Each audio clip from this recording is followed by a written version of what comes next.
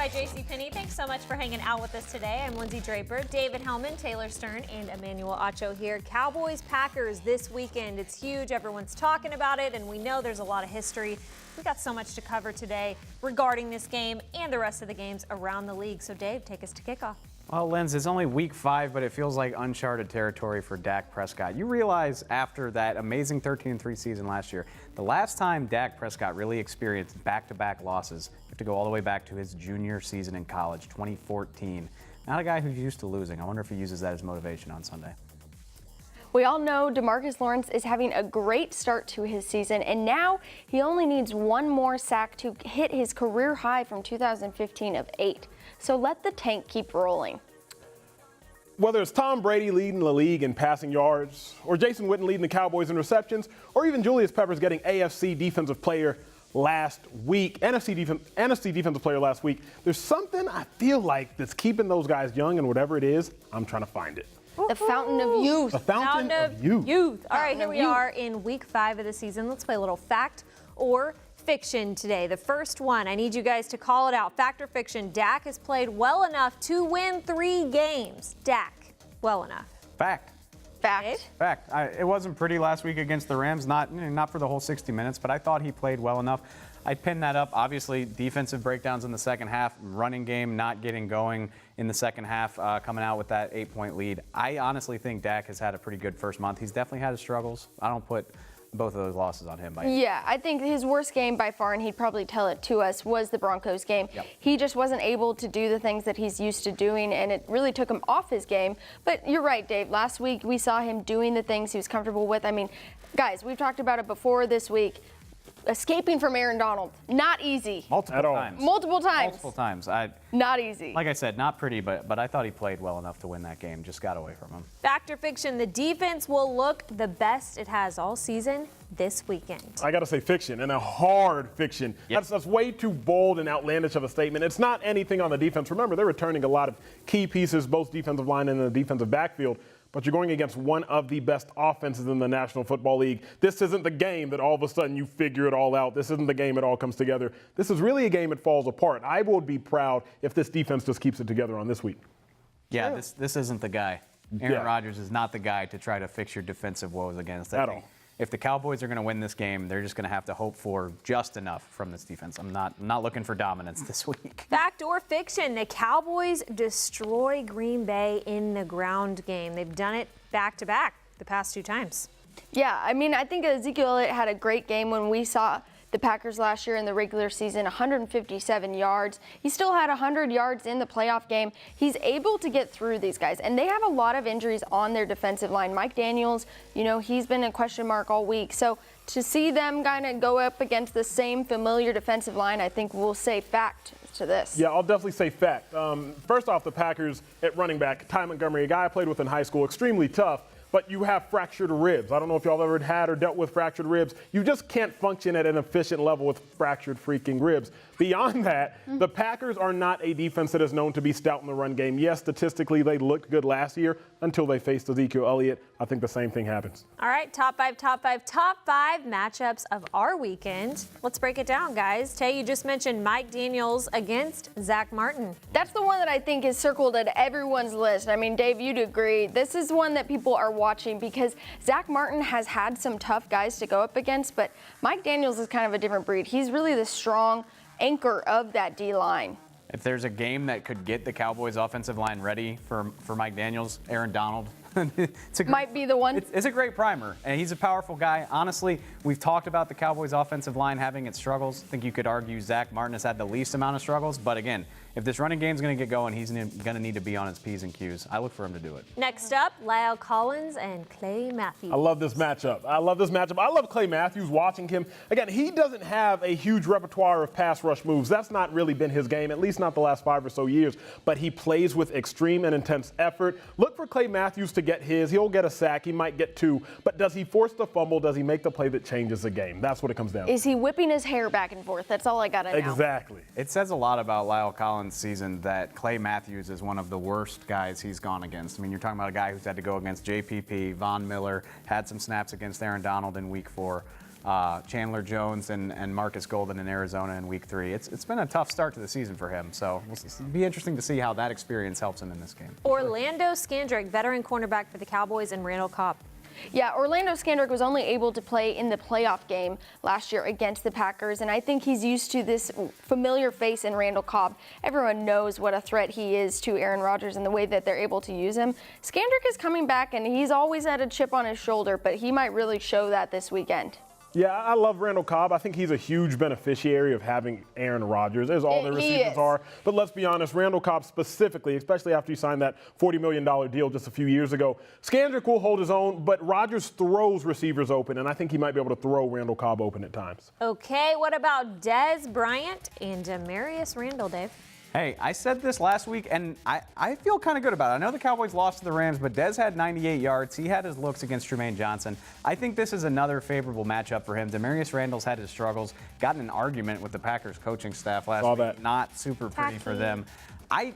Green Bay has a lot of athleticism on their defense, but I don't look at them as a secondary that shuts wide receivers down. I think Dez is going to have his looks. He blew up in that playoff game last year. Again, I know a losing effort, but I think the looks will be there for him. Yeah, Dez will have his looks. Dez will get his touches and he'll get his yards. But again, I think this game will all come down to the game-changing plays. You know what I mean? Dez will get some yards, but will he get touchdowns? Because at the end of the day, empty yards really mean nothing, especially for a Cowboys offense that's kind of been struggling.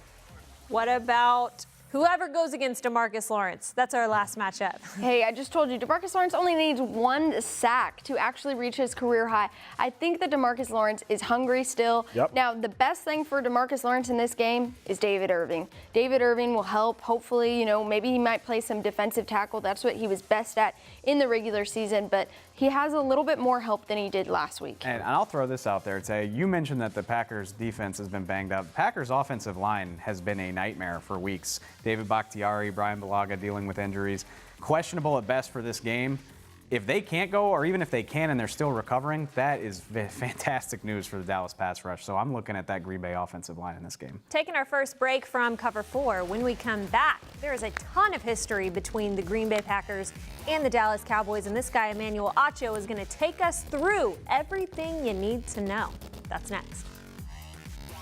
Cowboys Cover 4 is brought to you by AT&T, mobilizing your world, Academy, the official sporting goods retailer of the Dallas Cowboys, and by NFL Game Pass. You'll never miss a game again. Enjoy full access to coaches' films and game replays from Week 1 to the Super Bowl. Subscribe at DallasCowboys.com/Game Pass.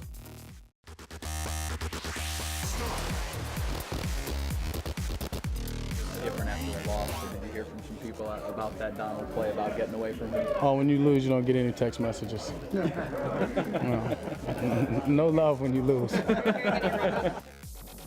Guys, I promise you, though, there's still love in the DMs. The DMs are probably still strong. You think, DMs are always lit. Dave, the DMs for Dak Prescott never drop. Manny would know all about that. I feel him, though, man. You win a game, you check your phone, you got like 147, and I was not the star quarterback. You lose, it's all bad. Negative text. It's all like you owe people text messages. It's not what have you done. How are you? It's What have you done for me lately? Well, what Manny did for us was put together this awesome story and timeline of the Cowboys and the Packers history. You're really going to like it. This is a history of the Dallas Cowboys and the Green Bay Packers. The Dallas Cowboys came into existence in 1960. And by the 1966 season, they were already playing in the NFL championship game against the Green Bay Packers and the man who invented football, if you ask anybody that lives north of the Mason-Dixon line. That's Vince Lombardi. What the hell's going on out here? This was the first NFL title game played post-AFL-NFL merger, and it was at the historic Cotton Bowl in Dallas, Texas. Unfortunately for the Cowboys, Bart Starr played out of his mind, throwing for 304 yards and 4 touchdowns against an inexperienced Dallas team that was ready for spotlight, but not yet ready to knock off the Packers. Green Bay won their 4th title in 6 seasons with a final of 34-27. The next season, it's the Cowboys and Packers at it once again in the title game. This one's a little more memorable because the temperature at game time was minus 15 degrees Fahrenheit. You guessed it, the Ice Bowl. It's remembered as one of the greatest games ever played, and the folklore surrounding it rivals Davy Crockett.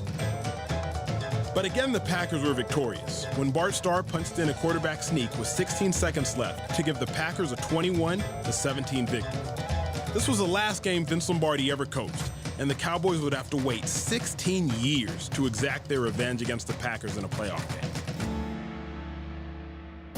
In the 1982 strike-shortened season, the Cowboys got their opportunity, and boy, they capitalized. Tony Dorsett and Danny White hung 37 points on the Packers in the divisional round at Texas Stadium, exercising some demons after the Green Bay Packers had won 8 of the first 9 meetings. The two teams wouldn't meet again in the playoffs for another 11 years, but in the mid-90s, they made it a habit, and the Cowboys returned the favor once again, knocking the Packers out of the playoffs 3 straight seasons, beating them by an average of 16 points.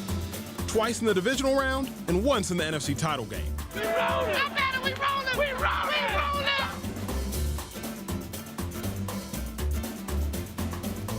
Oh, and who can forget Jason Garrett's Thanksgiving Day comeback victory at Texas Stadium? How does he still look the exact same? Now let's jump forward 20 years. In January of 2015, it was on again. Cowboys and Packers in the divisional round. The Cowboys were 12-4, and they had just snuck by the Lions in the wild card round and were headed up to Lambeau to test their steamrolling running game out on the Pack. 4 minutes left in the game. The Cowboys down 5. It's 4th and 2, and Tony Romo goes for it all. Deep down the left to Des Bryant, who makes the most ridiculous leaping grab and lands inside the 1-yard line before the ball bobbles loose. It's assumed the review is about whether or not it's a touchdown, but after further review, the catch wasn't a catch at all. And the most historic play in recent Cowboys history was just a long incompletion. That brings us to January 15th of 2017. Aaron Rodgers came out dealing, and before you knew it, the Packers had a 21-3 lead. And then, Dak Prescott and the Cowboys offense came alive. An 18-point Cowboy fourth quarter knotted up a game that seemed like it had slipped away hours ago. With 12 seconds left, Jared Cook made the catch of his life. And as time expired, Mason Crosby drove a stake in the Cowboys' heart, thus ending their magical resurgent season. When the Cowboys and Packers get together, it's never boring, and Sunday's game promises to be another instant classic between two longtime rivals. Manny, you are a historian. You are a storyteller. You have so much knowledge in that room. Shout out to our producer Mike though for making that all come together. That was big time. I like it. Eminem does it again. Way to go, Mike. All right, let's take our next break and play a little Would You Rather when we come back, Green Bay edition.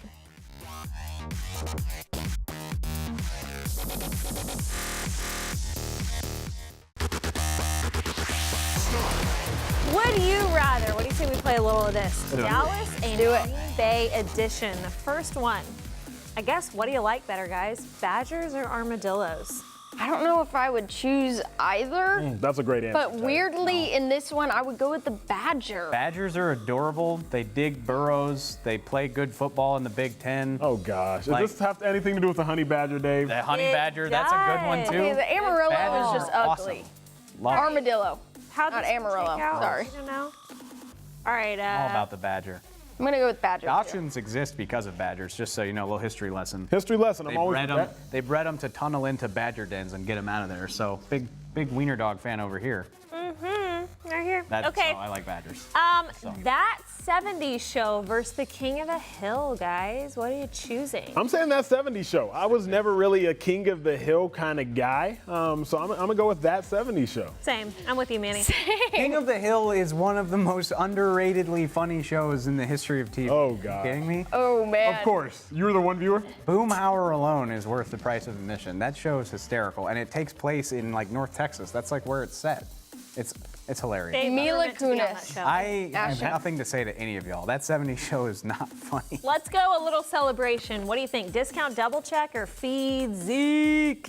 I don't know which is bigger. I mean, There's got to be the double check. Think about how long the double check has been around, man. We have commercials. we got commercials. We got monetary value. We had coming in everybody. this. Yes. Monetary value means something, doesn't it? means Lynn? something. Everybody was been doing the Okay, double check. I agree, but get last more than year, 1 year. Well, last year, one of the best pieces of content that the Dallas Cowboys media team was able to produce That is fair. was all about Feed Zeke with the cereal and the Feed Me sign. So I know I love discount double check. I gotta go with Feed Zeke. It's All just right. so much fun to throw up the belt. Speaking but- of feeding Zeke, cheese curds or queso? It's a no-brainer. It's a no-brainer. Queso. It's a no-brainer. So Queso. Cheese curds are bite-sized mozzarella sticks. Do y'all understand how awesome that is? Get out of here. Okay, you have to fry them. I don't want them raw. You yeah, gotta fry them and dip them in marinara sauce. but Dave's come got his on. beard going on, defending cheese curds, doing Queso's everything fine. he can. Guac is better than queso for whatever that's worth. I'm going cheese curds all day. Justin Timberlake versus Denzel Washington. So Folks, tough. yeah. I mean, I love Justin Timberlake. Obviously, he's a proud Packers fan. I get that, but Denzel Washington. Remember the Titans? You know Denzel's what, just Tay? a goat. Just because of that, I'm with you. Remember Give me the Denzel. Titans? Give me Denzel. You're right. Denzel, I mean, JT, you're awesome, and I'm sure you'll bring sexy back at the Super Bowl, but it's all about Denzel. Y'all can cry me a river. I'm sticking with JT. Just move to Wisconsin, I because should. all of this, That's what I you've gone should with do. Wisconsin. all right, let's take another break. After these messages, we're going to show you a little bit of some wedding crashing that happened this weekend with one of the GOATs out there, Jerry Rice. What? Next up on Cover 4.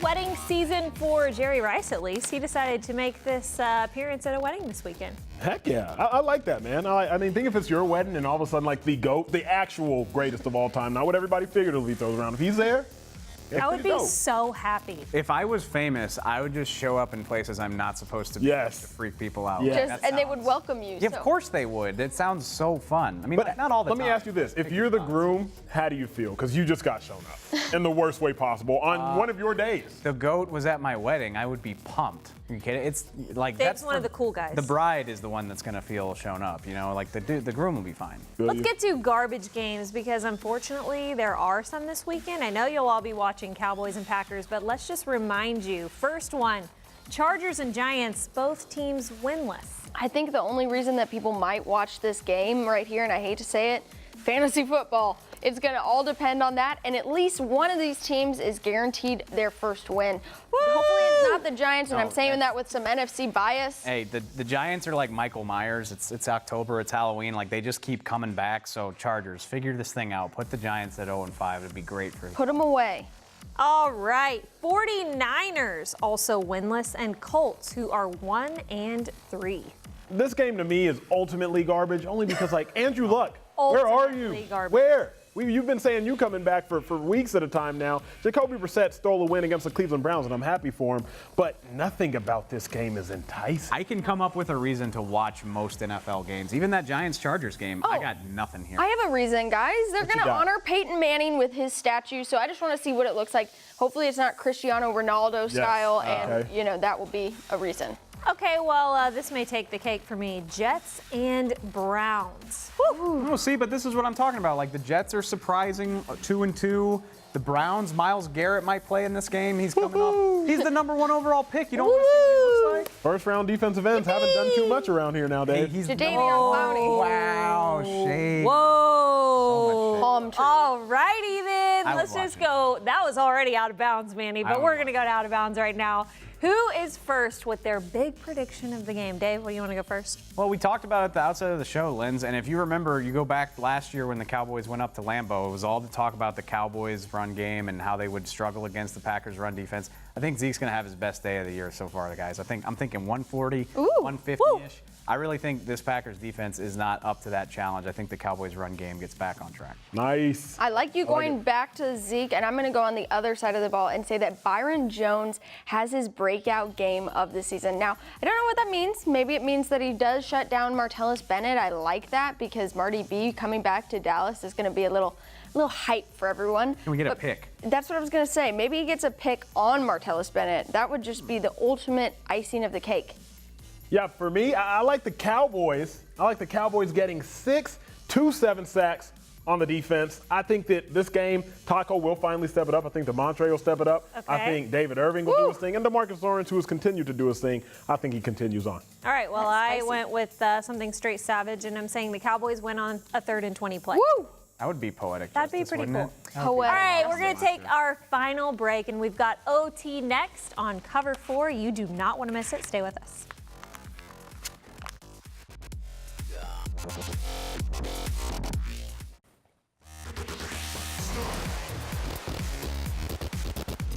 Cowboys Cover 4 was brought to you by AT&T.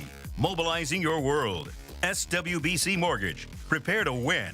Call SWBC for all your insurance needs. And by the Dallas Cowboys Football Club.